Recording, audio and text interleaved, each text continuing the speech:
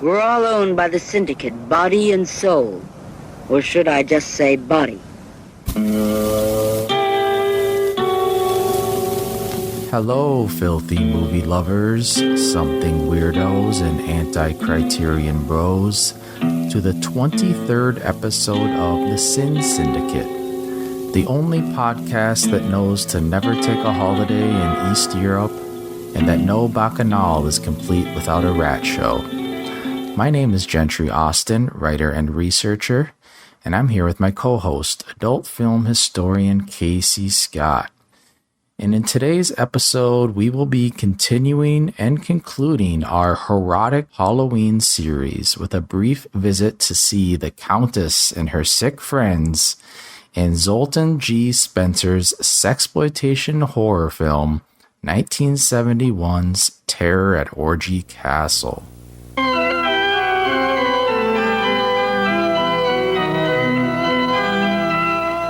Satyr 9 brings a new dimension to the adult film, Terror at Orgy Castle.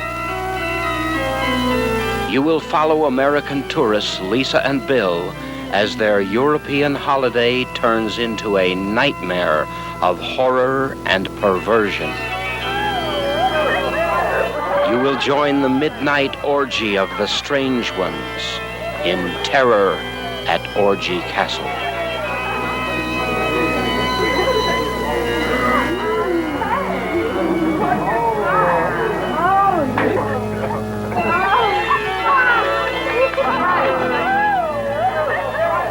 You will spy on the bizarre sex rites of the Countess Dominova in Terror at Orgy Castle.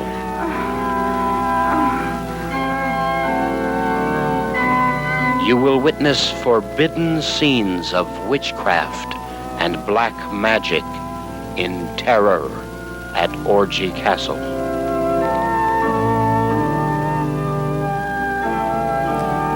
But first, a few news items and updates. I think it's best to start with the AGFA Herschel Gordon Lewis Kickstarter that recently launched.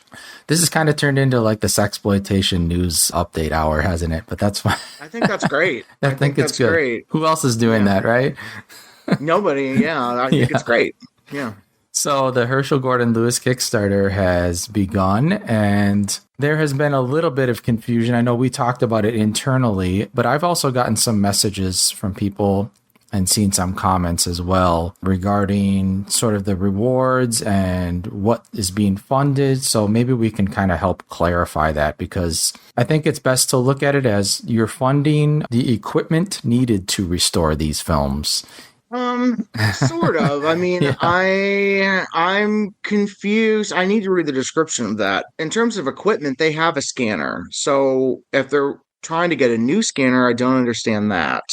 If it's, shopkeeping stuff or housekeeping stuff or whatever, in terms of, I don't know, archiving the materials or something. I mean, they have a scanner that they're using on the regular. So I'm not sure. And I think it was a 4K scanner that they bought, if I'm not correct. So I think it's an important project. I need to figure out how much I'm donating, but Sure. They did a fundraiser similar to this in 2016, Which, I mean, was a while ago. That's, sure. But I mean, Vinegar Syndicate has been using the same scanner that they also got from a fundraiser that was like over a decade ago. Yeah. I don't think they've updated their machine because they don't need to, at least as far as I know. I think the confusion arises because I think people are used to, you fund something, then you get something back, like a movie. Right. In this case, you're not necessarily getting a movie back for your funding. There are other tier rewards offered, but you're helping AGFA move forward in the restoration process. And I think there was also, I had some messages like, well, AGFA acts like nothing of Herschel's has been restored yet. Like Arrow did the Herschel box set. And this is films that were not included mostly in that box set, plus ones that were, but they're UHD upgrades. So this is something very different than what Arrow put out. Right. I need to, the interesting thing about that Arrow box set, I should have checked that. was they have details about what their restoration process was for each of those movies. Like they'll tell you if they used the original negative, they'll tell you if they scanned it in 2K or 4K. So 4K might exist on some of these already, and it's just they don't have access to those scans because I mean maybe Arrow has them or something. I think it's tough for them to offer like physical copies of these because they don't have like a schedule for all this stuff. So they don't know what the plans are for I think that's everything. the reason, yeah. Yeah, it's more of a fundraiser for like an idea of what they're going to do rather than anything tangible right now, which I think is a tough sell. But I think there should be enough people that are excited about this stuff. There's enough Herschel fans, especially in the horror community, that I think should be able to donate a little something. And they have when's the date that ends? I think it's November 1st. So less than a month. So a little less than a month. Okay. Yeah. But I'm excited about the list that they have because, they're giving some love to the nudie cuties, which hopefully they can pull some color off those negatives that they have. Right. Well, I remember also, like Nature's Playmates, I think the negative was incomplete on that. Yeah. And they had to pull something from 16 for that something weird DVD-R. So that one might be tough. But yeah, obviously I'd love to see all of them so I can ditch my DVD-Rs. That would be great. And Miss Nymphet Zappin, give us a call. Casey and I are super fans, the only fans of that film. It's just us and Marshall Christ, I believe, right? Yep. Yeah, I like that movie. People need to come around on it. Yes, I agree. Yeah, it's like just like we talked about this, just turn your brain off. Turn your brain off with that. It's just sexy, stupid fun. Yes. With a lot of really familiar sexploitation people obviously having a blast. So many, yes. So, yeah. So up on our list next, we got a couple birthdays. Tell us, Casey. We have one birthday. One from New York, one for New York, and one for California. We have Peggy Sarno turns 87 today on the day we're recording this, October 11th. Peggy, love Peggy, one of our patron saints, obviously. Absolutely. And then Renee Bond, rest in peace. Today is her birthday as well. And that's kind of interesting. I didn't know they had the same birthday until I was just digging around today. Yeah. They never really crossed paths, did they? No, there was never any. Yeah, no. Because Renee was always California, even when she made her comeback in the 70s. And Joe never really went out to California. No. So, and she never went to New York like a bunch of other people did. Because that didn't start until considerably later when she wasn't in the business anymore. Mm-hmm. How old would Renee have been? Did you do the math? She was born in 1950, so she would have been, 75? Yeah. Yeah, she would have been 75 today. And last but not least, we got a comment from a listener that I wanted to talk to you briefly about. His comment was kind of about how we had talked about Vinegar Syndrome kind of moving a little bit away from softcore sexploitation, and there's been a lot of Melusine releases from the hardcore line. And he was actually just wanted to point out that how he looks at it is he's trying to prioritize those hardcore films, like purchasing those and supporting those because of the current kind of state that the country's in right now regarding censorship and pornography. And it was kind of something I hadn't thought about, which is what if, this censorship gets stronger and to the point where these companies aren't even able to release these through home video. I hadn't really thought about that. Is that something that you see as a possibility or that? No, that doesn't, because they already had to move over to a separate website because of a credit card processor saying they weren't going to accept their business unless they stopped selling sex movies. So they've already had to cave to people before this current administration. This was several years ago now at this point. The good thing is that they started with sex films. They're going to continue to release sex films. They started with hardcore and soft together. That Herschel Gordon Lewis release had soft and hard on it. I think, and the good thing is they are still putting out softcore stuff, which is great. It's just, my frustration is that there's stuff that they got years ago that is just sitting there. And the softcore stuff they're releasing is not, they're kind of newer acquisitions. Meanwhile, this stuff is sitting there. That's mostly my concern. It's like, well, finish what you started. You got this stuff. Why did you get this stuff if you're not going to do anything with it? Don't do something with what you have before you start doing something brand new with something else, with another library, you know? Yeah. I mean, yeah, I keep forgetting that that is something that what is a target of conservatives is the sex business, because I mean, there are adult movie people that I know that are Republican, that are Zionists, and so I'm just like, yeah, I keep forgetting that there is a threat there because there are people in the industry that like actively endorse this administration. So Sure. yeah, their memory is short because the 80s were not fun, and then the 90s were not fun. So yeah, it's not something I think about just because of the fact that there are Republicans in the industry and there are Right. conservatives in the industry that I guess will change their mind once they realize that they're going to be targeted. Yeah, I wanted to get I mean, your definitely support those releases. I mean, I support those releases in general anyway, just because yes. we don't want them to go away. Yeah, I mean, I would be more concerned if they decided they're not going to do them anymore at all, because then that would be ultimately like, well, Well, that is yeah, always the they're not question. running out Yeah. of, Where yeah, it they're not becomes running like, out is of this titles to too do. hard, or like, is this too, you know, where it gets to the point where they're like, they're tired of jumping through hoops to make this happen, like switching credit card providers, and you know, yeah, they just make it such a headache. You know, some businesses are just like, it's not worth it, you know. Right. When eBay used to sell adult stuff, and then they announced they were getting rid of the mature audiences section because they were just like, well, we don't want to deal with. And PayPal didn't want to cover it. Yep. PayPal didn't want to cover those payments either. So we've had to deal with conservative bullshit before this administration, during more liberal administrations, where Yeah. people will go apeshit. It's like, well, it's sex, no. So I think it's something that we've always had to deal with. Yeah, that's a good point. Yeah, I always see that on online forums where people are like, how do I resell my adult movies? Yeah. Where do I go? I have huge piles of stuff. I'm like, I don't know how to get rid of this. Like, Yeah. Online, you would it's even have impossible. Craigslist where you could be able to list stuff on Craigslist. Now that's difficult because it's still around barely, but it's yeah. I don't know how to get this stuff.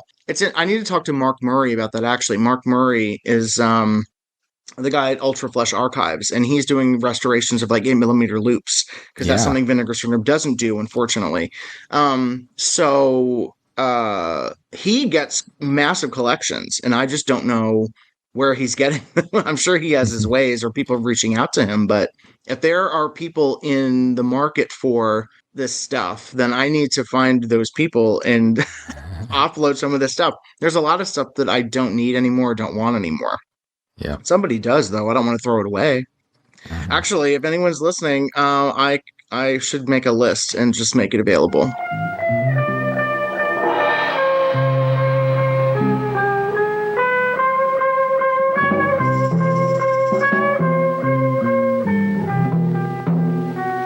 I was about to witness the most bizarre sight I have ever seen in my life. What do we got here? So if we put some clips up, Casey wanted to throw on some drag attire today. I dug through all my bins. I could not find anything. Not a single wig, not a single mask. I am the most boring white boy alive. So I do have this this Bowser, Super Mario Brothers Bowser onesie I could throw on. No, here. I think that's great. All right, Yeah. thank you. Thank you for something for entertaining Halloween, me. Yeah, I mean, it's Halloween. It's like, why not do a little dress up? Yeah, we can throw this up there. What's your drag name, Casey? Do you have one? What is this character? Faye Hummer. Because, and actually, I took that from the name of a. I actually won't say that on the internet. Okay. I took it from the name of a deceased person. I'll put it that way. And I was like, that's a real name? Okay. Nothing, no puns really. Well, Hummer is a pun. Yeah, Hummer. Or not a pun. It's just it's a reference to oral sex. But yeah, I mean, yeah. And Faye is like, I like old names that you don't hear anymore, like Dorothy and Rose, all the Golden Girls, really. Yeah, you don't hear right. those names anymore.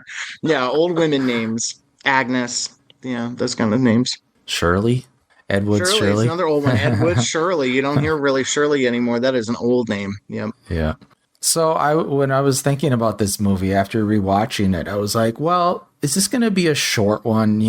Just like the movie, is this going to be a short episode? But, looking at our notes again, I'm like, well, there's always a lot to dig into. It's surprisingly a large amount of interesting backstory to even the most innocuous, stupid little horror sexploitation movie.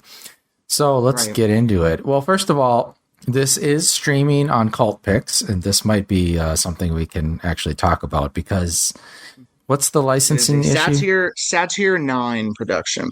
So it's in the Manicondi library. In his library, it's in the Manicondi library. It was not a Manicondi production. I think people added his name all over it, saying he produced these movies. He collaborated with Zoltan Spencer on these movies, but I think the financing was coming from Zoltan. I mean, he had a very successful career in industrial film. Manny was involved technically and involved in helping them put together, but I'm not even finding any evidence he actually distributed them. I think he purchased them from Crilly before he died, and was in charge of redistributing them. Like, they showed up on VHS before Something Weird, a few of them. So yeah, they are in the Manicondi library, but they are not Manicondi productions technically. Yeah, and this was part of the Frank Henlotter's Sexy Shockers series. There are, Frank has on the VHS for that, there's quite a florid description, but maybe I'll read the shorter DVD synopsis. How does that sound? Mm-hmm. Sure. The synopsis is, not the smartest couple in the world, Bill and Lisa spend the last night of their swinging European vacation at the haunted castle of spooky Countess Dominova, just in time for Bill to make love to a succubus, Lisa to become the bride of the devil, and everyone to wallow in some serious terror at Orgy Castle. That's pretty much it. Yeah. Frank, in his synopsis, notes that this was shot on the same castle set as Blood of Dracula's Castle, Gallery of Horrors, and Invitation to Ruin. And I don't know what that set was. It could have been a David Hewitt set, possibly. Yeah. I'm not sure. That stairs looks familiar in this movie. Right. So it was an often used production facility somewhere in Los Angeles. Yeah, so Saturn 9 is everything. I mean, it's pretty much everything that Zoltan put out has that production name on it, correct? Is there any that weren't Saturn 9? The only one that wasn't was All the Way Down, was not. That was his first film that he did, and that was a collaboration with Ed DePriest and Paul Hunt. Okay. What's the history? I wonder why he chose that name. I mean, it fits because a lot of his output is kind of horror themed or kind of, esoterica. Yeah, it's an interesting name. Yeah, I don't know I have any info on where he got that name from, but Spencer is his real middle name. So that's real. And G is his actual initial to his actual first name, which is George. Yeah. Let's talk about Zoltan because he's got some interesting background. Where do we start? Yeah. Well, first of all, I would start at the beginning. Yeah. So he was born. Yeah. I mean, he was born 1924 in Chicago, Illinois. I was communicating with his niece Adrian for a couple years, and she really was helpful with providing some information and some photos of him over the years. She says he was born 1923, so that year might be more accurate. Okay. So he initially went to USC for journalism, and he was involved with the Wampus Humor magazine there. And he was involved with the Humor magazine because he had a background as a magician and a comedian. So he performed at like the Magic Castle in Hollywood. So he would mix comedy and humor into his magic acts. So he had this background as an entertainer on stage in front of an audience. And so he kind of brought that to his background in journalism because the Wampus magazine is the USC humor magazine, or at least it was. I don't know if it's still around anymore. But then he transferred to UCLA, and he was actually one of the first graduates of their new film program. So as try as I could not find. I need to search the actual UCLA archives to see if they have any information about like a student film of his or anything that he did. But before he graduated, he actually was found a gig in Canada, of all places. So he went up to Canada and he did a film called No Barriers. which is a film for a company called Vancouver Motion Pictures. And that was sometime in the late 40s, early 50s. And then he eventually moved and relocated to Calgary in 1955. And he was in Calgary for a little over a decade and produced 70 films while he lived there. And they were really all industrial and documentary films. Yeah. And he won two Canadian Film Awards while he was there. He won Best Traveling Recreation Film in 1958 for a movie called Stampede Stopover. And then he won Best Public Relations Film for a movie called Arctic Island Wildcat, which was about a company, the Peter Bodden Drilling Company, and their drilling in the Arctic. So he initially had one production company that was called Master Film Studios, and then eventually he just changed it to the much more simple Spence Crilly Motion Picture Productions. And he had a full staff. He had an in-house cameraman. I don't know when this company closed, and I don't know if he kept it open when he relocated back to the States. I'm trying to find that information, but so another guy that started out in industrial films, right? Yeah, so many of them. It's another Chuck Smith. It's another, a lot of these. I mean, it's a really good stomping ground. I mean, Herschel Gordon Lewis started in industrial films. Yeah, a lot of major people started in industrial films. So he also made like travelogue films as part of this. So he eventually found a successful kind of business going on the lecture circuit. So he would show up with movies of location footage that he shot in different countries. Like, for example, he went to Budapest, Copenhagen, and footage from the Copenhagen movie is in Danish and Blue. Athens and the Islands, Warsaw Today, or just a few of those examples. And he kept traveling around the country when he wasn't shooting movies in Los Angeles, and would show up and do like lectures about travel and the different places he would film. I found evidence of him doing that as late as 1972. So like he kept doing that, and he was very successful doing it. Well, that makes sense because Hands of Pleasure, there's all that London footage. So he shot a movie called Londoners London, which that footage is from there. That's why it doesn't look like stock footage. The stock is pretty much the same. You can't tell. It doesn't look like stock footage he bought. It's the same type of film that he shot Hand of Pleasure on. And I think this one as well, all the castle footage exterior is likely all from a castle that he shot in Europe somewhere. Yeah. It might have even been like Budapest or someplace in Hungary in Eastern Europe. And then he came back and was like, let's shove this into this movie to make it look like this was actually shot overseas. You're right.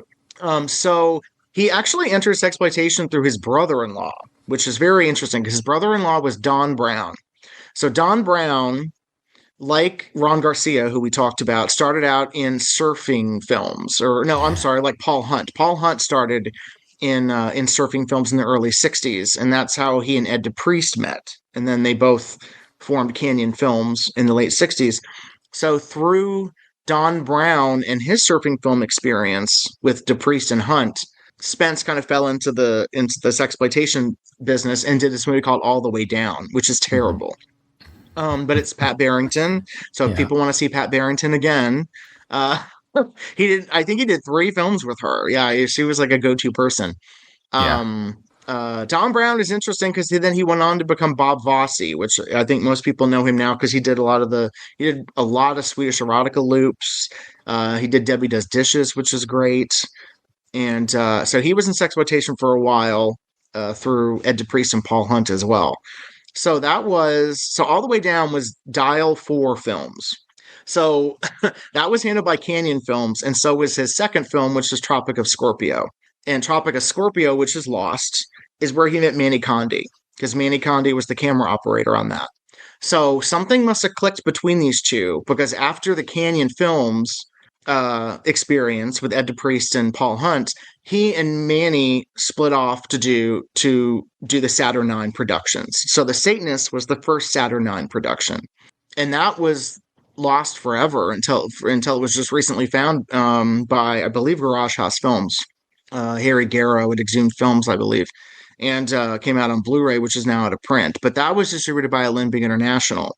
So that actually got really good bookings because Cressy could get even the cheapest looking crap into like the Pussycat theaters and and other major bookings because Cressy had good connections.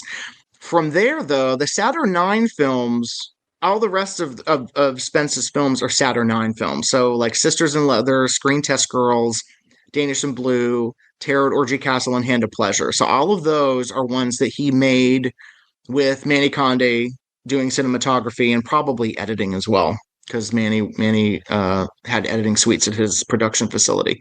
So yeah, he for some reason stopped working after Hand of Pleasure. He stopped making sex movies after Hand of Pleasure. He stayed in touch with He still stayed in touch with Manny Conde. He was in The Dictator before he died. He developed a brain tumor and died in 1976 in Los Angeles. Very, quite young. So he died before there was any kind of rediscovery of his work. Before anybody could even connect that Zoltan Spencer and Spence Crilly were the same person anywhere. Like I'm trying to remember how that came out, that they were the same person. Probably an interview with Cressy or somebody who worked with him. Maybe Manny Conde. Yeah, 76. Yeah, he long before any of this stuff was re-seen. Right. Yeah, so he's like 42, 43 when he died. Yeah. And he appears he looks way older though. Yeah, he appears in a few of his movies, sometimes behind a mask, but sometimes not. Oh, actually, I did the math wrong. 53. Okay. Yeah, because he's born in 1920, so he died in 1976. So yeah, he was like 53, 54, 52, 53 years old. Yeah, I don't know. Yeah, he's in Hand of Pleasure with a mask as the bad guy. Yeah, I wonder, I don't know how brain tumors work. I feel like a lot of times it comes on kind of suddenly, but I wonder if the effects of his brain tumor, he was feeling them a lot earlier, and that's why he was done. And yeah, I don't know. After he's in Pleasure. The Dictator, which was shot 76, came out in 77. Oh yeah, so yeah, he was still working. So a brain tumor is also, I think it's cancerous, so it probably took a while. Yeah. They might have. I don't know if it was detected early. I don't know if it was detected late. That's something I haven't really talked to his niece about that much. Yeah. Well, something that really jumps off the screen with Zoltan for me is that that magic background and the performing background, and in a few of the films I think that the humor comes through, especially with Hands of Pleasure. I think the humor is more apparent in that than some of the more horror themed ones. Like this one, there's not, there's a little humor. I don't know how much it's intentional or unintentional. I don't think it's intentional. Yeah. And Danish in Blue has like some little humor. Screen Test Girls has humor. Sisters in Leather doesn't, and All the Way Down doesn't. So yeah, no. I feel like he's at least trying to have fun with these movies that he's clearly just making for profit. There's nothing that I can see that's like personal or passionate about this. They're all they're very similar to Mayhan. That the camera's just like set up. Yeah. And the film runs through the camera, which is also surprising for Manny Conde, because Manny Conde was a good photographer. So I think for both of them, we're just like, let's just make these super quick. Yeah. And we can turn a profit really quick. Yeah, hearing about his background doing sort of nature and industrial films in Canada, I'd be curious to see those, just to see how they're directed, how the camera is set up. Because again, those are sometimes static as well, but a lot of times there is a little bit more movement. But yeah, these are his films for Saturn IX they're not visually too exciting, I would say. Right. Yeah, they're very challenging to get through. If you're in a frame of mind where you want things to happen, you're going to be very frustrated. Yes. But I do is that diplomatic enough? Yes, that is.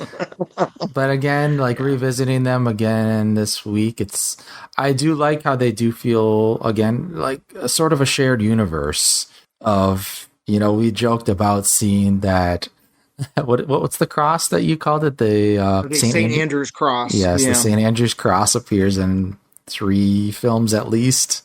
Uh-huh. And there's the Pat Barrington connection where she is kind of his go-to girl. And I think that he shoots her fairly well in some of these. I know in Satanist, I really like Pat Barrington in that one. I think it might be one of my favorite Pat Barrington roles, actually. Interesting. But I don't Yeah, remember so anything about that. I mean, I got rid of that Blu-ray a while ago because I was just you like, should I will revisit never it. revisit this.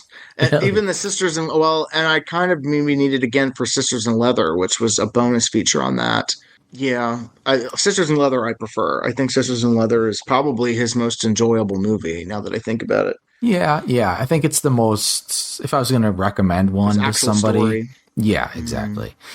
But I know when we were talking about discussing this, was it you or Alex that was like, yeah, if you're going to pick one horror movie from Zoltan, you should do Terror at Orgy Castle because Satanist it mostly takes place in like apartment looking rooms, not like an actual castle. right, But right. now that I've watched them both again, I kind of like the Satanist better. But I don't, Interesting. yes, I don't remember anything about the Satanists. I gave it 2 stars, which is and I gave dreadful in Terror. Casey's Yeah, I rating. mean, it's just that's what I gave. Love is a four-letter word. It's like it's fine. Like it's not. It's nothing that I would ever watch again. It's more So that's like, why I got rid of it. yeah, You know, suburban Satanist Gothic, whereas Terror at Orgy Castle is like, yeah, you can put this on at the background of your Halloween party and it will do a good job of setting the mood, I think. probably. I mean, it also reminds me of like I don't know. I need to look at what the release history was for Requiem for a Vampire when it came out here as cage versions, but it does remind me of that kind of like that kind of Yeah. atmosphere of like a genre film in an old spooky castle. I mean, there are obviously a lot of Gothic imports from like Italy and even Germany and France around that time. I'd read of ancient witches luring a young couple to their black rites and defiling the woman before the helpless eyes of her man. We were modern victims of this medieval torment.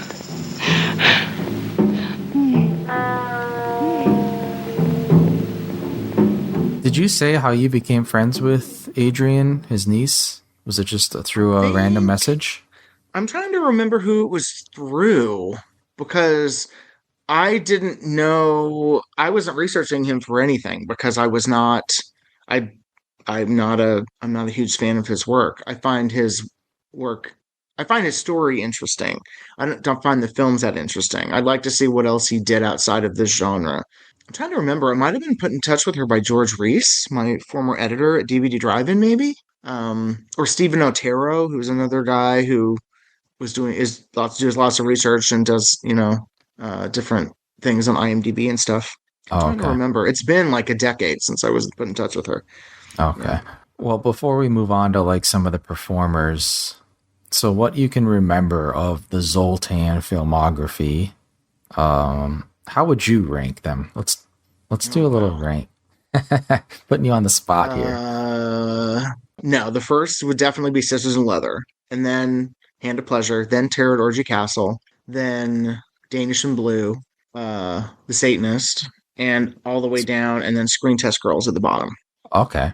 Yeah, tell me about Screen Test Girls. I haven't been able to see It's that one yet. terrible. It's so bad. It's just a bunch. It's just two cute girls that come into interview to get into movies, and it's just putting them into Oh, different scenarios. it's a sleazy In producer movie. It's one of those. Yeah, but Yeah. it's not interesting. It's just it's not. There's no drive to it. There's no characterization. It's just kind of like, okay, we're gonna put you in this scene as a screen test on a couch, and then you're Mhm. gonna roll around naked. Okay, we're gonna put you in the screen test on a bed with a guy, and then I'm gonna send my secretary in to have sex with the guy so you can watch her and learn lessons. Okay, I'm gonna put you two girls together now as your last screen test. It's just a bunch of screen tests, Yeah.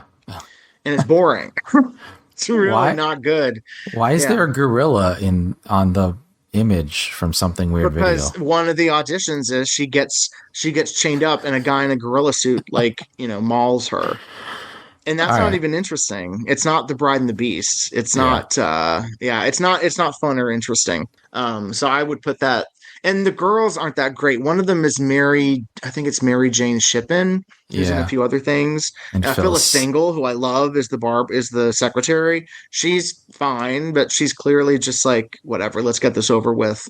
You know. Yeah. Zoltan appears with his back to the camera the whole time, and that's it. Like there's nothing else.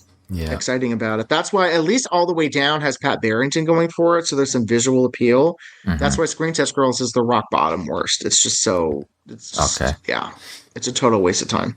Yeah, and Danish in Blue has Suzanne Fields, which yes, and it's a very good role for her. Is actually always nice. Yes, and William Howard, who's the star in this, is the star in that. He's the guy who goes to... Well, and it's interesting. That one is interesting because the first scene is an exotic dancer, this beautiful black exotic dancer, who is then revealed to be a man. And that's the very first scene. But the revelation that it's a man is not the punchline. The dance continues to go on with this gender bending in a sexual way.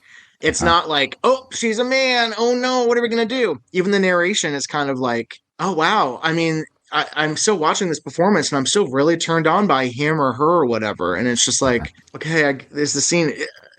Know your audience. I don't know how an audience would react to that. But there is a lot of interesting gender stuff.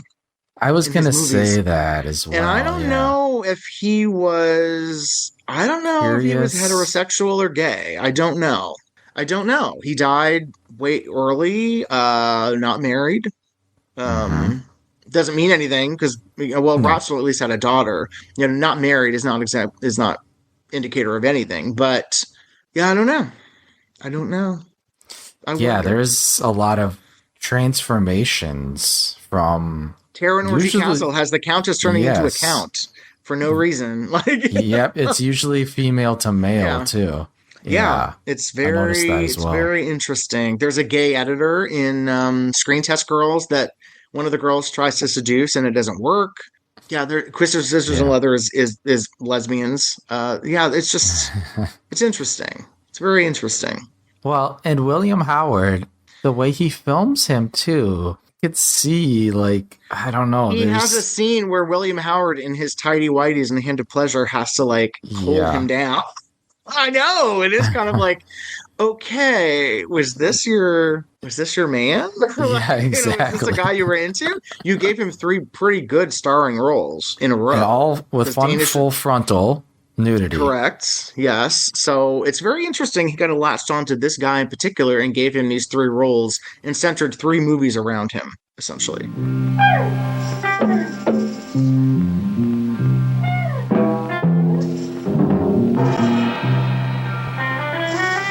Yeah, let's talk about William Howard because he is. If we must. If Pat Barrington's the female star of the Zoltan movies, William Howard is kind of the male star. Yeah, he was in 3 of them. Yeah, so it kind of lines up. He's terrible. Yeah. I mean, I've never liked him because as someone who has had to watch tons of really shitty early hardcore movies, he's in so many of them and he's bad in all of them. So. And I don't find him magnetically compelling at all, even in these Zoltan Spencer movies. So I'm kind of like, Spence, I don't get it. But, whatever. I mean, there were more attractive guys at that time that he probably could have cast better. Interesting. Yeah. Maybe he's just not your type. Because I think he's a very stereotypically good-looking guy to most people. I don't know. Gene Rowland is around at this time. Gerard Brouillard is around at this time. If you wanted a handsome brunette, they're way better. He could have gone with them. And they were also doing a lot of work around that time. So was he. William Howard keeps showing up in these things. And he's always bad. And he's not a good sexual performer either in the hardcore stuff. So even in this softcore stuff, they're always zooming in on his O face. It's all these movies. I feel like I've seen his O face more times than I need to, or his fake O face, whatever. Yeah, I guess. Well, I mean, I've seen his real O face too. It's not. It's the same face. So yeah, yeah. That's so funny. Yeah, so 2 good movies, and it's Diary of My Secret Life, which is great, which is kind of like a period piece, which is shockingly good considering it's pretty low budget, and then Love Secrets of the Kama Sutra. He has who does he have a sex scene with in that? It might be Kathy Hilton, I think. Oh, okay. Yeah, but those are the only 2 I would ever recommend for William Howard content because he's not bad in Diary of My Secret Life. So yeah, he was one of those actors that made that transition, no problem, I guess, from soft to hard. I mean, and you can see it in some of these Zoltan movies. He's they're going pretty far with it, as far as they could, playing with angles, and I don't know. There's a few scenes in Hand of Pleasure which are really close, really close. That's true. With Terry Johnson, yeah, yeah. Him and Terry Johnson just like fucking like rabbits in that movie. I think that's like part of the joke. I'm like, okay, can we get back to what's going on? Right.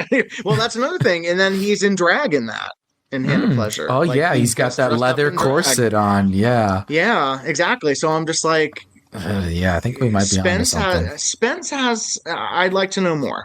I'd like to know more about Spence and what his proclivities were. Well, ask the niece. Does the niece want to talk about that?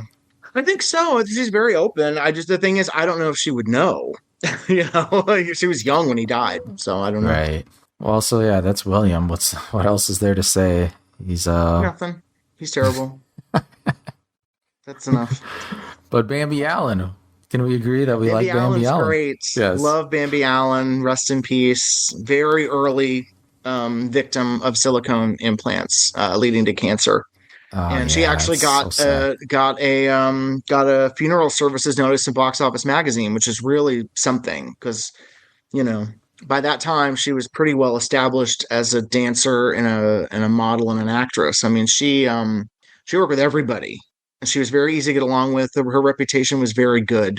She was kind of like a Renee Bond in that people knew they were going to get someone who would show up, do the work, be pleasant to have around. Yeah, Gary Ken has good stories about her, and there's a lot of people that really liked working with her. And so when she died, it was a big, surprise to everybody. She left a daughter behind. She was a mother when she was doing some of these films. I don't know how old when she passed away the daughter was, but it's on her tombstone, beloved daughter and mother. So, what year did she get her implants? Do you know? Early, because I think she has them in State and Status, which is 1969.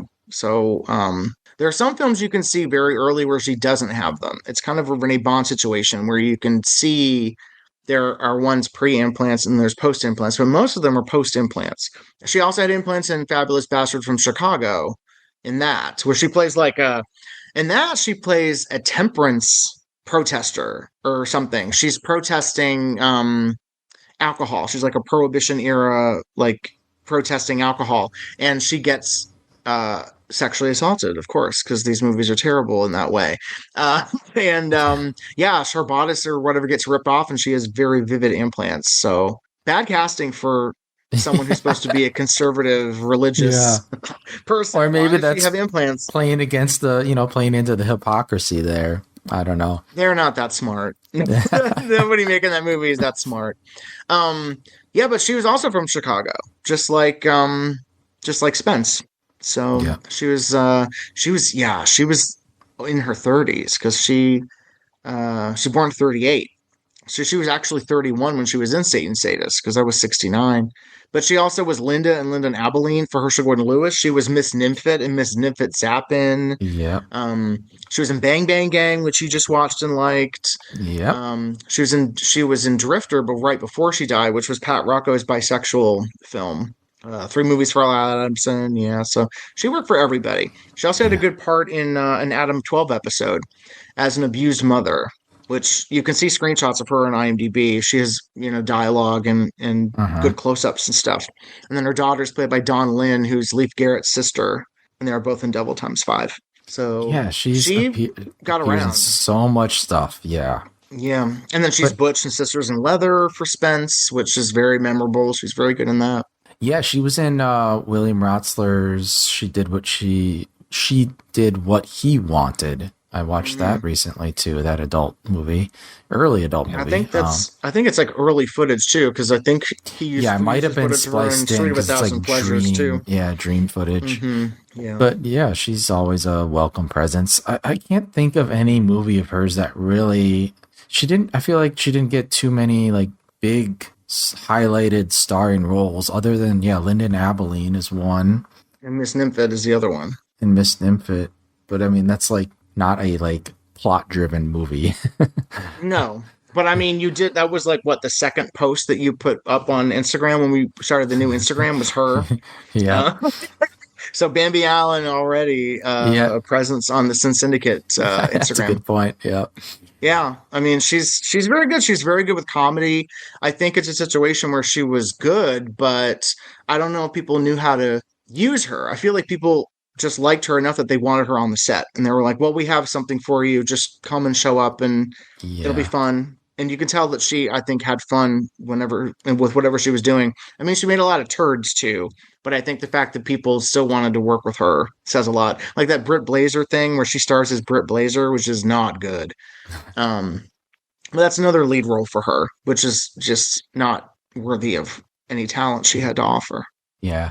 This clip that you have in our show notes, is that from Box Office, that Bambi Allen Death Notice? Yes. Yes. Yeah. Okay. She's buried at Mount Sinai Memorial Cemetery in Los Angeles with a really nice tombstone that says her real name. Her real name was Rosalie Erbsen, but the tombstone says Rosalie Bambi Erbsen. Oh, So that's nice. Yeah. Bambi is on her headstone. Yeah. So I wonder if I think Bambi. she's worthy of more research because really there's not a lot done because she passed away so early. It's tough to find more info about her. Like I'd like to know about the rest of her family potentially. And yeah, I feel like because she died so early and she never did hardcore, I think that someone like a Renee Bond or a Sandy Carey who also got implants kind of overtook her. And they got lucky. They didn't have, the bad ending that she did. Or even Jane Sentis, who's in this, also got implants. She was just very unlucky in that she was an early casualty of like Yeah. bad implants that she got cancer from. I mean, was there a lawsuit? I mean, what happened? Not that I can find. They don't really do that. Medical malpractice lawsuits were not a thing then, really. That's a thing of now. Yeah, that's not really a thing now then. Yeah. That's sad, yeah. But yeah, I mean, I won't go there regarding implants. Well, let's talk about. Oh, I was just gonna say, like, I don't feel like her implants they don't look bad. I think that they, compared to some I've seen, they do, and several features look bad. I think because they hadn't settled. I think Renee Bond had the same problem, and also, I mean, there are a few other people. Jane Sentis, every woman that I know that had implants at that time, they were raring to go to show them off because it was going to get them more work, obviously. And so their first few movies after you can tell. Pat Barrington, same thing. There are some movies where her implants look terrible. It's because they're brand new and they haven't settled yet. So they look rock hard, uncomfortable. Because, I mean, this was early plastic surgery. It wasn't. It had not developed into what we have now, where I think it's getting harder to tell who has had breast augmentation surgery. But at that time, it was like glaringly obvious. But I think Renee may have gone through two different augmentation processes, actually. I don't remember if that's the case, but that sounds like that might be true. Yeah, I think about Anita Strindberg. She was in a bunch of Giallo movies. She had Those early are always implants, looking very uncomfortable. and those, have that look that I've noticed. Yeah, that early implant look. And I know, I think it was Ivan Rasimov, one of her co-stars, had said that in some of those scenes, like they did not feel right. Right. He was so funny about it. Yeah, I think I remember that interview. But yeah, I mean, it's true. It's like we're dealing with early breast augmentation. It had not developed into what it is now. Yes. So that's unfortunate. That's why Bambi was kind of an unfortunate victim of that, where it had not developed into the science and the mega industry that it is now. Yeah. Poor girl.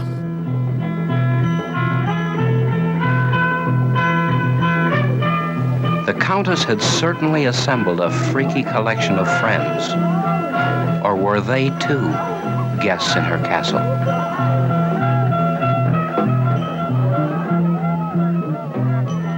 But, Jane. Yeah, Jane. How do you say her last name? Tsentas? Jane Sentis. T is silent. Okay. Yeah. Or, you just combine it like Sentis. Yeah.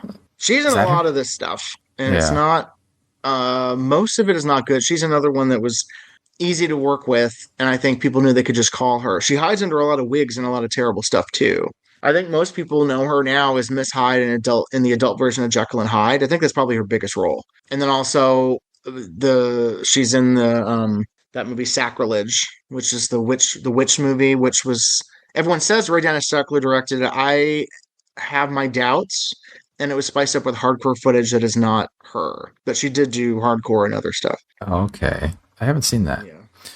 But Which yeah, one, Sacrilege? Yeah, Sacrilege. I haven't seen that. It's good. Sacrilege. Well, I used to hate it, and I think I rewatched it recently on actually an AGFA disc. They had I think it was the one with Devil Insider on it and Satan's Lust.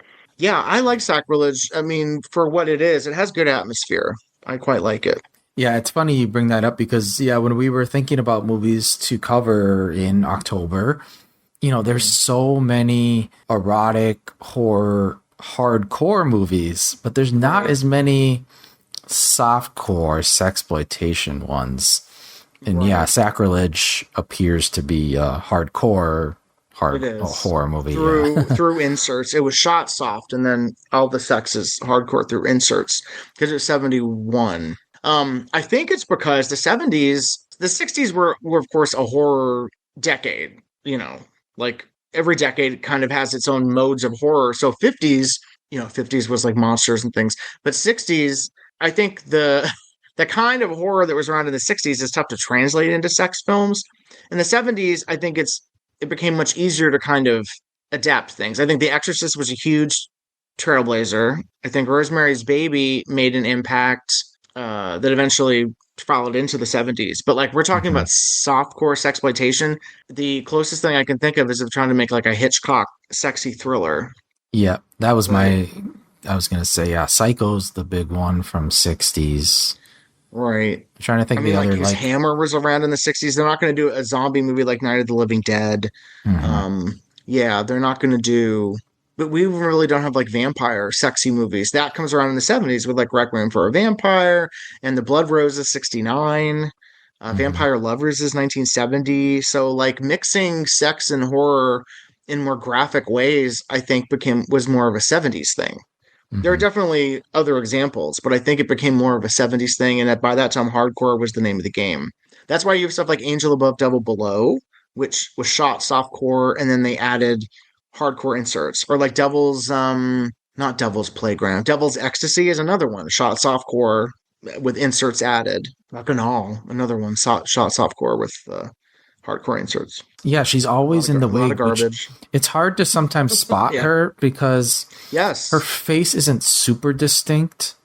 Right. And she's always got different wigs on, but I liked her. Because I was looking through I forgot she was in Only House in Town, and I was like, oh right, she's in a red wig. I can't tell who she is in that. Yeah. She's very undistinctive, which sounds terrible to say, but that's why like she really stands out in something like Jekyll and Hyde, because she's the only blonde in that movie, really. And she's given a good substantial role, but everything else, she's kind of like window dressing. She's not really given a lot to do in a lot of this stuff. Oh, the other one that she's good in is Evil Come, Evil Go, which I watched recently. She is very good in that.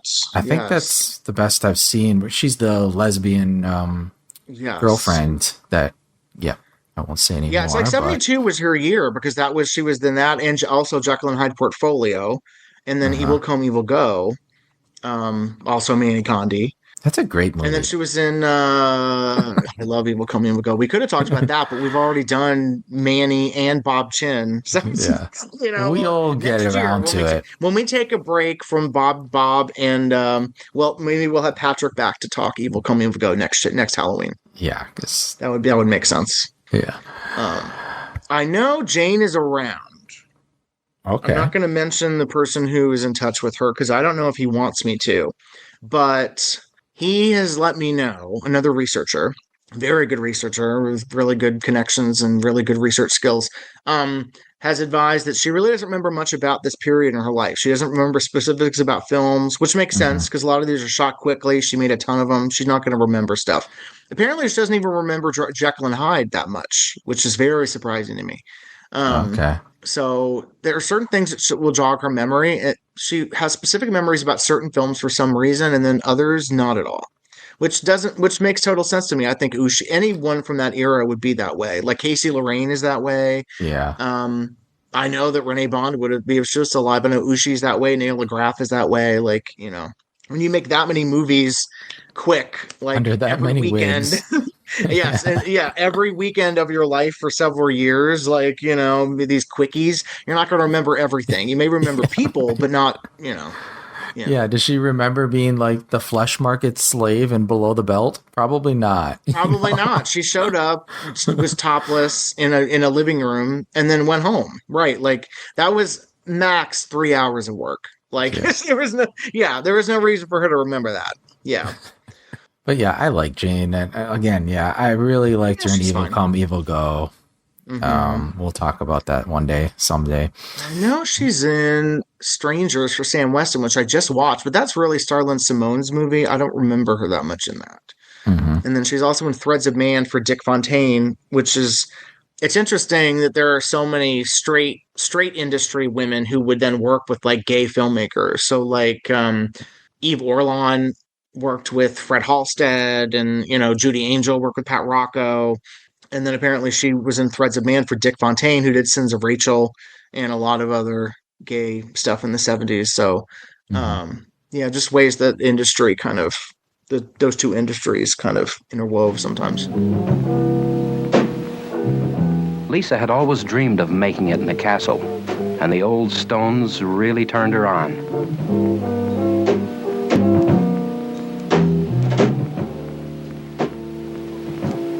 Linda Marie is the redhead in this movie. She is the other succubus. Yeah. You have your low rent Debbie Osborne, which is I guess true. Debbie wasn't available. Like, I guess maybe she does look a lot like her. Yeah, except she's not interesting. Yeah, for me, she's not quirky, like, she's not and like bubbly and fun. She's just there. Yeah, she's just there, and I mean, she's in The Takers. That's probably the biggest thing I remember her from. There's that opening sequence with the bikers pick up the two hippie chicks. It's her and Kathy Hilton, and then it's over, and then that part of the movie's done, and they go, do the home invasion.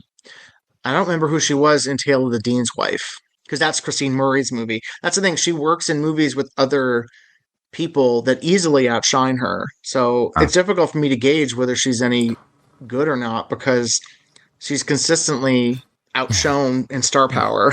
Like she's in Flesh Gordon, which is like has a million people in it. Everybody in it. Yes, and I think that might be her real name. See, that's the great thing about Flesh Gordon, because it wasn't hardcore. Almost everybody on that movie is billed under their real name, with very few exceptions. So I'm like, okay, well then I know what her real name is. But you see in the show notes, how common is that name? Right. I'm not going to find her.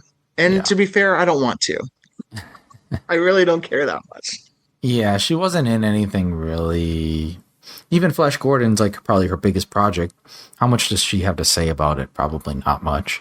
Probably nothing. I mean, that's the thing. All these are tiny parts. So it's like a Jane Tsentas, where what is she going to remember, really? I mean, she might be able to tell us who her agent was, which I would find interesting, but that's, not that interesting. I'd rather talk to the agents. R.I.P. all of them, unfortunately. Well, continue with the girls. There is Jacqueline Lisette. She's also kind of a Zoltan girl. She appears in a few. She was a Zoltan girl and a Manny Condi girl. Yep. Basically, she only did movies for Zoltan and Condi. And what's her background? Because she is dark-skinned. I don't know if it's somebody that Manny knew. I don't know, because the fact that after the Zoltan stuff, she's in 2 other Manny movies that Manny actually did produce and was involved with. So much more than these 2. So I don't know. She has a bigger role in Hand of Pleasure, where she's the Mad Doctor's assistant. Yeah. But she doesn't really. She's a cool look. She stands out a little bit because she's not just like another blonde white girl. Like, I don't know. I mean, jumping off of low rent Debbie Osborne, she's like a low rent Haji. Yeah, you could say that. Yeah, like I'm. Yeah, low rent. Low. I would rather just Haji's Haji. So high. It's very. We have Haji at home, and it's this girl. Yeah, It's like if you don't have the money to pay for Haji, you get this girl. She's fine. She makes no impression. I mean, that's not every girl in this industry is going to make an impression, and she just doesn't. I think there's one more girl to cover. Trisha Opal. She's Trisha Opal, I do like a lot. She makes shitty movies, but there's something very cute about her. Yeah, So she has that kind of apple face. yes, and she's also very distinctive. You can pick her out of a lineup. Always blonde, very apple cheek. She's kind of like a blonde Renee Bond, but not as cute. There's a similar vibe to Trisha Opal and her stuff. This is one of her only softcore movies. She was almost exclusively hardcore, and not very good as a sexual performer, I have to be honest. But she has good movies on her resume. Like she did Sex in the Comics and All American Hustler and The Mislaid Genie, which is good. I think she might have been married to Dick Burns because her real name, or the name she's credited on Flesh Gordon, is Patricia Burns. And that just made me immediately think, oh, Dick Burns. And the reason I think that is because they are both uncredited in a crowd scene in Country Hooker, which has a lot of other hardcore people like Thad Watson, except Dick Burns is the member of the bar band, and Trisha Opal is dancing to his music that he's playing with the band. And they're not credited. I just spotted them in the crowd because I know Trisha and I know Dick. And I was like, oh, they're in this movie, but they're not credited. Okay. I never updated IMDb because it's not their business. But yeah, I think that they might have been partners if Dick Burns was his real name. Yeah, that would make sense. Yeah, I remember that scene in Country Hooker. I'll have to keep an eye out for her next time. Yeah, she's dancing in like, is it a green dress? Because I just revisited that, but I was like, oh, Trisha's in this. Because Thad Watson, who also worked with Trisha a lot in these sleazy hardcore movies, is in that scene too. And he doesn't have he's a client of, I think, Sandy Dempsey. He doesn't have any sex scene in the movie, but he's just there. So it's kind of like these early hardcore people, which are probably Reb Sawitz people, if we're going to be honest. I think Reb Sawitz was probably the casting person. I realized we totally kind of skipped over the other lead, the female lead, but maybe because there's not much to say about the character that's playing Lisa. Yeah. It's kind of we know who she is, but this is her only movie. Mm-hmm. So she was a model named Alyssa Mell, and her real name is Alyssa Melnick.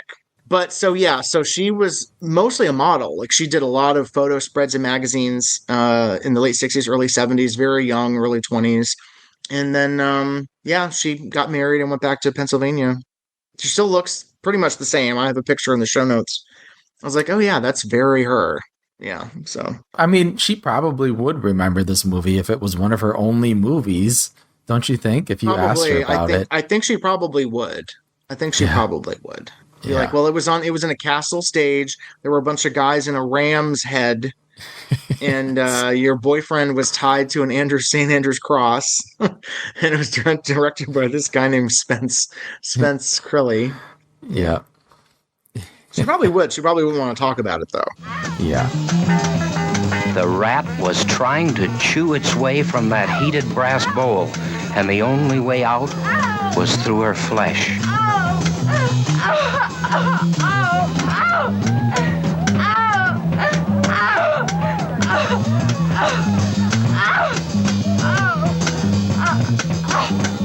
Lisa and I were completely turned off.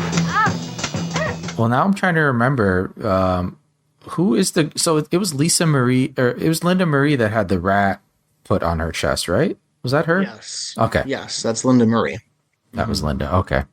Because we didn't mention that scene when we were talking about Linda, but yeah, that's kind of the only thing that really stands out about this movie is that scene. I think it's really twisted and sick. Which is great. I mean, that's why it stands out. It's just like, but then I don't like that it. I mean, I guess it kind of makes sense that it's like, oh, it turns out it was just like a magic trick, and I'm like, well, Spence the magician is like, oh, magic. Wanted to throw magic into it. Yeah. But yeah, the like fake blood coming out from underneath the pan that they're heating that's on her chest is like going into her pubic hair. It's kind of a rough little scene there. It is. I mean, it's very Roland. It's very Requiem for a Dream. Yeah. Requiem for a Vampire. Yeah. Yeah, that dungeon scene with the bat pussy and the whipping and all and that the stuff. horrible guys. Yeah. The very horrible guys. It's so shot funny in an actual castle. now that I think Requiem was in the Criterion set that they uploaded recently. Yes, which is the old Redemption Master, which I'm not happy about. I'm just like, Yes. what is going on? These indicator releases are in 4K from the negatives. Why are we not getting these on streaming? I don't know. 'Cause they Maybe probably Kino cost kept more the money. streaming rights. I think Or- Kino kept the streaming rights probably, which makes no sense because their physical releases are out of print. So I don't know. It's a Yeah. bummer. Well, I mean, we are a unique breed. I think most people probably wouldn't even be able to tell a difference. You know, Well, I feel like Criterion typically has a pretty high quality control threshold. So if they knew that there were other versions out there that look better, they would want those versions, Think so? not these old Okay. versions that are a decade and a half old. yeah. Um, Who do we have left here? Ron Darby. Oh, the he's dudes. he's Oh, another God. kind of Zoltan guy. very annoying. Yeah, Ron Darby, I don't like either. I He's like only in 2 Zoltans, but he's like so obnoxious and everything. yes.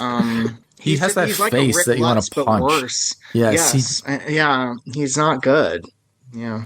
yeah. The Rick Lutz is a good comparison. Yeah, they do look somewhat similar. They're just like 2 doofuses that are like, these guys should not be getting Yeah, laid. very smarmy. In a just world, these men would be shut down by any woman. It's just like, this is when you know that that films are fantasy, because there's no way. But then apparently in real life, he actually was dating Suzanne Fields. I'm like, Suzanne, I'm gonna say that it's because you just got out of the Mormon religion in Utah that you jumped on the first guy that you met in LA or something. Yeah. She was so young and impressionable. That's all I can. Yeah, because there's nothing charming or interesting about Ron Darby. I'm sorry, Ron Darby, if you're still around, but I don't care for your screen presence. I think you're really obnoxious and everything. Well, the nice thing about Hand of Pleasure is he's killed like very early, very on. quickly. Yes, exactly. I'm like, thank God. Yeah, because then you have stuff. Oh, like, he gets sucked to death. Yeah. You get stuff like Caught in the Can, which is the Joseph F. Robertson movie, and then also Touch of Sweden for Joe Robertson, where it's like him and I forget the other guy. It's not William Howard.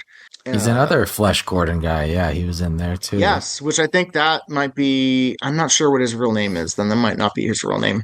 Maybe not say but it. Yeah. He's also in. So he plays the devil in Hotter Than Hell, and he's terrible in that. Really obnoxious. He's in Satan's Lust, and he plays George Buckflower's assistant in that. It's like this horrible rapist. He's in Steve Apostolop movies. Like, he got work, which gives me the impression that he's another one that people liked working with. Otherwise, they wouldn't hire him. Yeah. But he doesn't bring anything to any project that I can remember.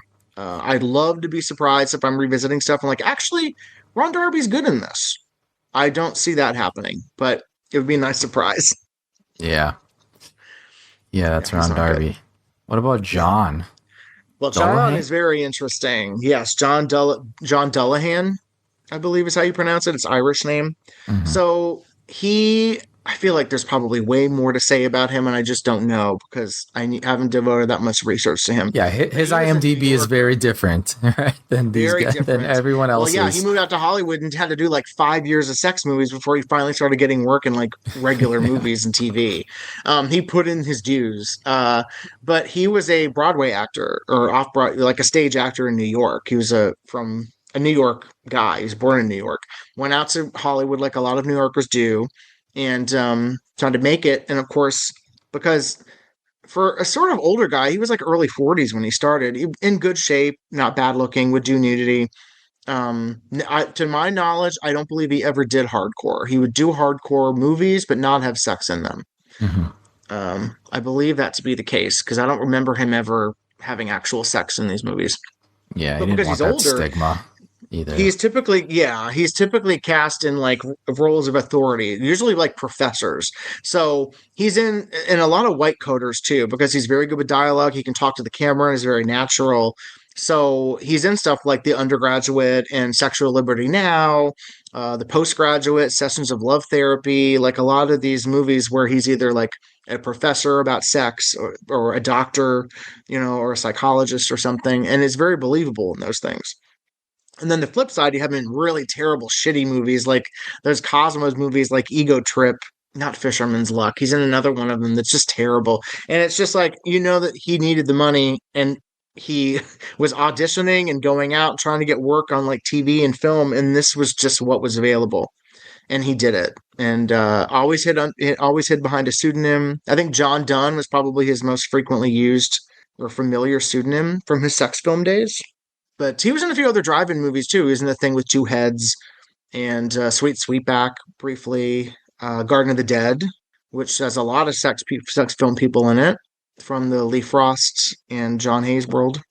I see him listed for that John Lamb Big Beaver Splits the Scene, which is like also packed with talent. It's terrible. Yeah, that's so bad though. I hate that movie. It's so bad. Yeah, that's another one that's shot at like a very familiar pool in someone's backyard. Probably John's pool, actually, because I think he's in Zodiac Killer as well, and a few other things that are all shot at John's house or either a friend of John's house. So yeah, it might be the same pool from the Raw ones. You should rewatch the Raw ones and see. It might be.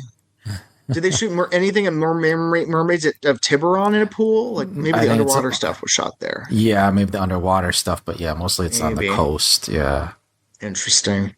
But he's a very interesting guy. Every time I see him, I'm like, John had rent to pay. And so he's, he's in so much bad stuff that you're kind of like, God, this guy's really hitting the pavement, taking what he can until he can get some regular work on like a TV show. And I don't think he ever did. I don't think he was ever a TV show regular, but you see him in a lot of stuff. Like he's one of these regular guys that you'll see in like old TV episodes and things.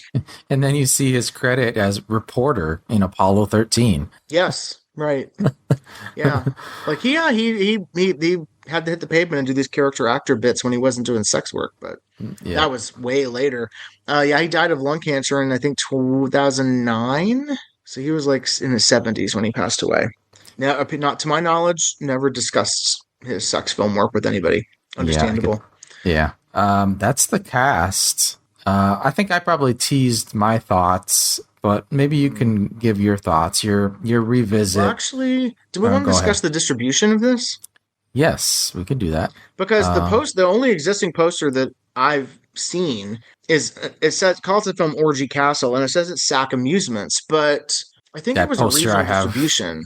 Yeah, in the show notes there, yeah. Yeah, I think they were a regional distributor only. I don't think it was a national distributor, because I found an announcement in Box Office Magazine, which is such a great resource, in September 1971, where they said that he sold the movie to Goldstone Films to release in October of 1971.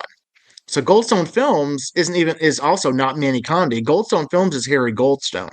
So Harry Goldstone, I'm trying to think, we might have talked about him briefly on our Lost episode, one of the Lost episodes thing, because he handled a Lost film, but they handle a national distribution for a lot of stuff like Pit Stop and Devil Rider. But also they did imports like Curse of the Devil, the Naschy movie. So, it looks like Goldstone Films handled distribution of this, but they also called it Orgy at Terror Castle. So I don't know if that's a better title. I don't know. I don't think it is. I think Terror at Orgy Castle might be better. Open with the terror. So you're selling the horror first, maybe?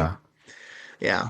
Wasn't there a case where some theatrical, they cut the word orgy out? That's possible. Did I see that somewhere? I have not seen that, but that's possible. I mean, because it came out around the time that hardcore was playing. It was, as hardcore was taking over right before Deep Throat. So newspapers were still censoring things. Yeah. So that makes sense. I don't know what they would have.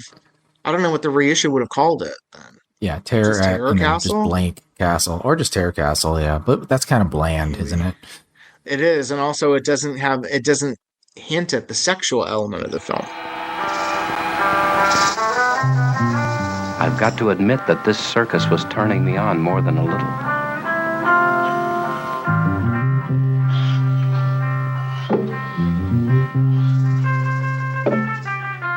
I don't think we mentioned that everybody is uncredited in this movie. There are no credits.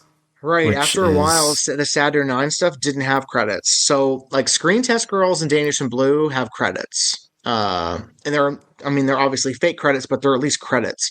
This one doesn't have credits. Hand of Pleasure doesn't have credits. What's the other one? There was another one. Sisters in Leather. I don't remember if that has credits, but they were weird about what they would put credits on and what they wouldn't. It does have a copyright notice on it, which is not enforceable because it just says copyright 1971. You have to have the production company on there because it automatically became public domain the moment it was released, thanks to that fake, that unenforceable copyright. Yeah, you would think he would know better. I mean, he wasn't like just some fly-by-night guy. He's been in the business, sort of in the business a little bit, Spence. Right. So, whatever. He should have known better, but I don't think he cared. Yeah. I don't think he cared that much. I think he considered these films as like ephemeral, yeah. So yeah, home video or re-release was probably not on his radar at all. It was just like, get it in this theater for a couple weekends, make my money back. That's it. Right. Right. Yeah. And that's why it's interesting that Manny got this library. And because Hand of Pleasure came out on video in like 1990 with like a contemporary model on the cover. So, they're trying to sell it as a contemporary sex movie, which it definitely is not. And I think that was Conde's doing, that he was trying to get that back on the market. Mm-hmm. The other thing I don't think we mentioned is that this is just narration only. There is no dialogue, nobody's voices, MOS style, which Spence. That is Spence's voice. Yeah, that's his voice. Okay, he's narrating it. Yeah, good to know. He does it on. He's not the most charismatic. Else that he narrates too. No, I think he just wants it done. I think of something that's done quick. Like I said, these movies, there's nothing. They're not passion projects. They're not something that he's like, I'm going to put a lot of myself into this. The queer stuff might have been the only indicator of anything related to him, but none of the other stuff is just kind of like, this is what the market wants. Okay, we'll do this and then we'll crap it out. Spend as little as we can and then sell it to a distributor to have them handle it. And then, then you'll turn a profit. Yeah. What also this has going for it is the color, compared to like the Satanist, which is black and white. There's that. I think the black and whites are shot better though. I think so too. Yeah. Sisters in Leather and the Satanist, I would give the Satanist that. It's very well shot. Yeah. That and I think Sisters in Leather are shot well. Comparatively, like there are better shot movies, obviously, but I mean they're competently photographed in black and white. The color is kind of drab because I think this is another situation where like All American Girl, we're dealing with something shot on 16 millimeter blown up to 35. So if we're dealing with a 35 millimeter negative for any of these, then it'd be better if we were working from a 16 millimeter negative, like a camera original. Then we could at least get some nice color. That's kind of like with Manos Hands of Fate, that was a 16 millimeter negative. So that's why it looked stunning.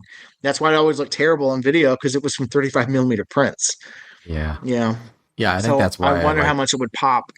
Yeah, I like Satanist better because I think it's just, it looks better even, But I get that, like, at this time, color was, something you slap on the poster, like, come see this color movie. Like, some people didn't want to go see black and white movies in 72. Right. So. And sometimes the irony is putting color on your poster when your poster is in black and white. Yep. You're not going to spend any money on the printing of any color posters. You're going to have a black and white poster, but then say the movie's in color. That original poster it doesn't look like this movie at all. Not even just because it's a black and white, but the vibes of it, it's not the same movie. Right. Whoever put that together, I don't know. Right. Well, now I'm also wondering if Goldstone offloaded it to SAC Amusements, but I don't feel like they did. I feel like SAC was mostly regional. Who would know is Alex DeSanto. Yeah. Alex will let us know. Yeah. If SAC did anything national, not just regional. I feel like they were just regional, though. Well, whenever our episodes drop, he's the first to listen, so he'll get back to us on it. That's true. And he always gives us little notes. That's true. That's very helpful.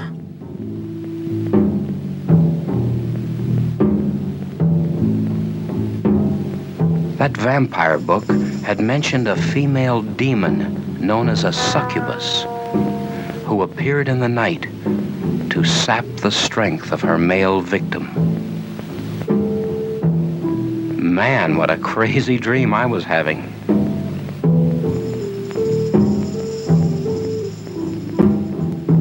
So yes, back to the last thoughts. I did not like this as much as Zoltan's other movies, but I like it as a Halloween movie. Like, put it on in the background of a party. I think I've said that numerous times now, which I feel bad about. Like, because, but at the same time, like you said, this is not a passion project, so I don't feel bad saying, "Hey, put this on in the background. You don't have to pay attention to it." But that's kind of the case. Well, yeah, it's barely written. Dialogue's not important because it's narrated, and the narration just tells you what you're seeing. It's not. Yeah. It doesn't add anything to it. Yeah. Yeah, I mean, I liked it less than the last time I watched it. So, I'm rated it considerably lower, I believe. Actually, maybe. I need to recheck that. I might have raised it up to just a historical interest rating. Okay. But the rat scene is kind of the best thing about it. I like the fact that Bambi Allen's given a nice sultry role. Yeah, nice she's got to a see couple Bambi. cool coming out of the mirror moment. You know, she looks nice. Yeah, I mean, there's some nice supernatural elements to it that are done nice and cheaply, which is always kind of fun to see. Yeah, it's not. I don't know. I wouldn't recommend really anything of Zoltan's to people except for Sisters in Leather, because I think it's a very interesting variation on the Faster Pussycat, girl with the hungry eyes tropes of lesbians going after disgusting men and making their lives hell. Yeah, so that's my favorite of his. But this one, it's and it's available on that triple feature with Evil Come Evil Go and Hand of Pleasure, and I mean, Evil Come Evil Go, Vinegar Syndrome restored that. And you know why? Because they got the Manny Conti library with an All-American Girl and an All-American Woman. So they were able to restore that because they have the Conti library. So that one has a wider audience. This one does not. It does, yeah. And Hand of Pleasure, same thing, because that disc is out of print. I don't know if I could recommend you seek that disc out, because you can get Evil Come Evil Go. Well, actually, isn't that out of print too? That DVD might be out of print too.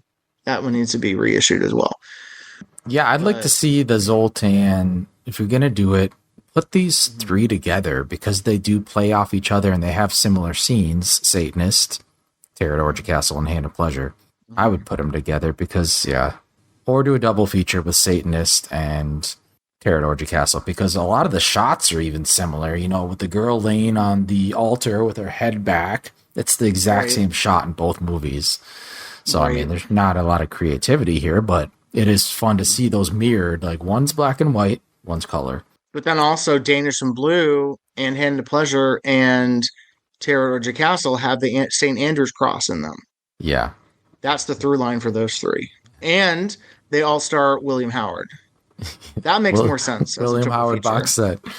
Yeah, nobody cares. Not even William Howard, if he's still alive, would want it. But yeah, I mean, this is another situation of, like, we've talked about the potential for just like Criterion style, Eclipse style box sets of just dump these on in a package in like slim cases, no real extras, maybe an essay.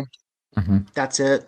They don't need to be super special editions, but at least they're out there. And it's a very interesting little pocket of sexploitation in the California industry, just because of his background and the fact that he was an interesting person, whether his movies are good or not. I think Barry Mahon's the same way. He's an interesting guy. His movies just aren't very good. I don't remember how long I had been unconscious, but when I awoke, the hall was empty, except for Lisa and myself.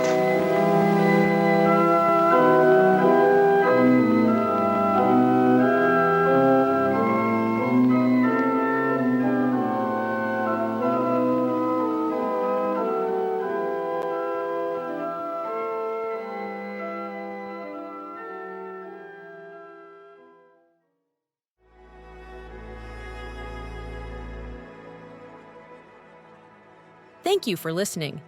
To hear more shows from the Someone's Favorite Productions podcast network, please select the link in the description.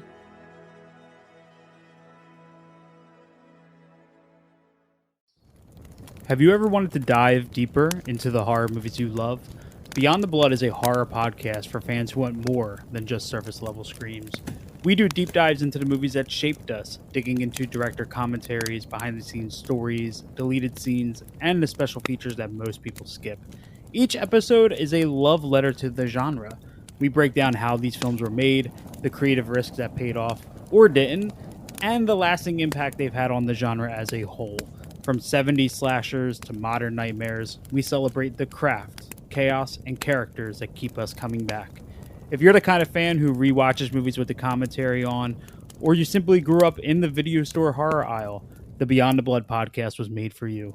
New episodes every single week. Subscribe, let's dig deep. Welcome to the Beyond the Blood podcast.